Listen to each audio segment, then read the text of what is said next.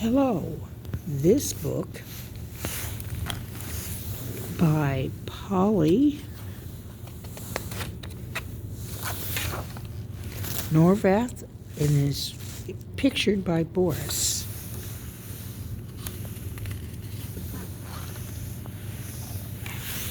When baby Ernest was born, his parents stared down at him. They smiled. He enjoyed it. Nice people, he thought. What a good family to be born into. The only thing that would make it better would be some elephants. When he got older, he discovered more Smiley people.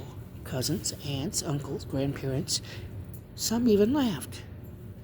He was secretly still disappointed by a lack of elephants, but you can't have everything. A joyous family. Who wouldn't want that? Who wouldn't be grateful? Despite the elephant shortfall, Ernest loved his town. It was full of friendly people, grocers, mail carriers, neighbors, all smiling. They all looked like they enjoyed it. Ernest tried it out when he was a year old, mostly because everybody kept saying, "Smile for us, Ernest." But aside from the interesting, sketchy face sensation, it was not for him. "Do it again, Ernest," coaxed his father. Ernest shook his head, and that was that. He did everything they wanted. He learned to walk. Boy, did that make them happy. He learned to talk. Ecstatic.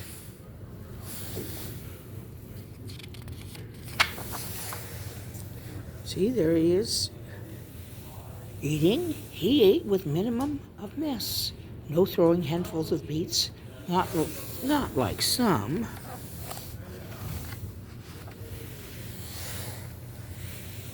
He taught himself to do his own snowsuit.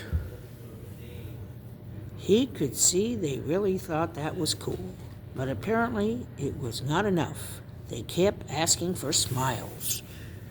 It was a little exhausting, to tell you the truth. There they are. He's at a zoo. Then they stopped asking. They started taking him places instead. Petting zoos, playgrounds, state fairs, ice cream parlors, the seaside, roller derby. This is a great, thought Ernest. The world was so full of neat stuff. He thought a lot of people were kind of loud and over Smiley, but he wasn't one to complain. See, there he is at the state fair. He noticed that on one of his adventures, his parents watched him. At the street fair, when the clouds came out, his parents didn't even glance at them. They watched him instead. He was beginning to think it was creepy. "You still want me to smile, don't you?" he wanted to say, but he was too polite. Finally, they took him to a famous photographer. "Smile, Ernest," said the photographer. Ernest thought his parents were cheating to make someone else say it. When they came out with a solemn portrait of Ernest, his father said, "Ernest, what exactly do you want?" He didn't wish to be demanding, but after all his father had asked, "An elephant," he ventured. He didn't really expect to get one. They didn't have the furniture for it. But the next morning, there she was. Her name was Marcia.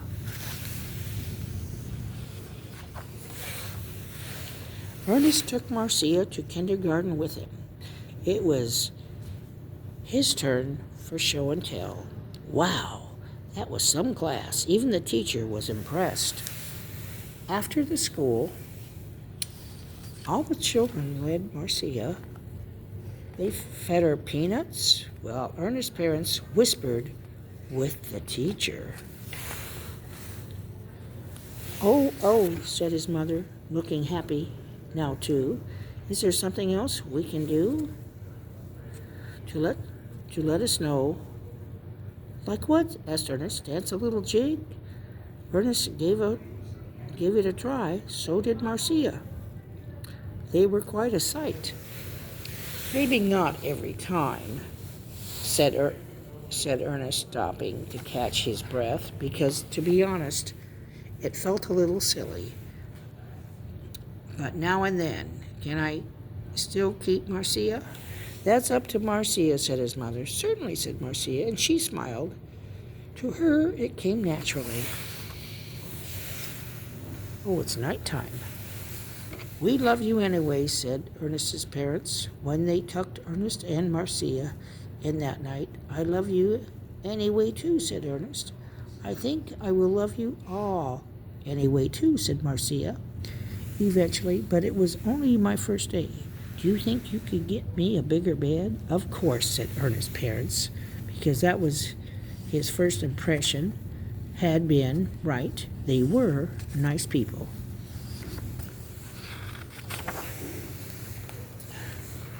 Ernest did a little lying down because, as usual, he was happy. He had everything in his life he wanted, including an elephant. Who wouldn't be happy? You don't have to change, but for the people you love, you do what you can.